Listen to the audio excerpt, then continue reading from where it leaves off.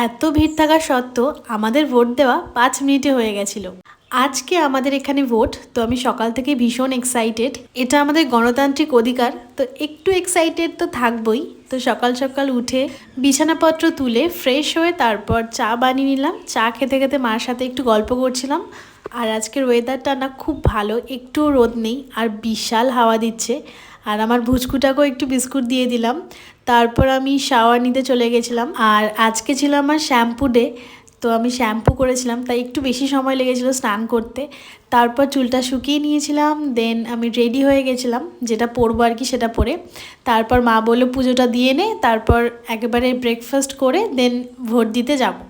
তো তার জন্য পুজো দিয়ে নিলাম। তারপর মা গাছের থেকে একটা বেল পেলো, যেটা দেখেই বোঝা যাচ্ছে যে ভীষণ মিষ্টি হবে। তাই মাকে বললাম আজকে আর ব্রেকফাস্ট কিছু করব না, ভালো করে একটু বেলের শরবত বানাও।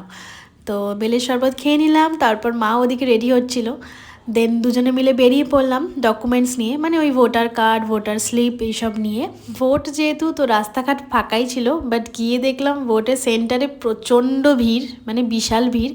বাট মা যেহেতু সিনিয়র সিটিজেনের আন্ডারে পড়ে, তো তার জন্য আমাদের একদম তাড়াতাড়ি হয়ে গেছে। আর মার সাথে যেহেতু আমি ছিলাম, তাই আমারও তাড়াতাড়ি হয়ে গেছে।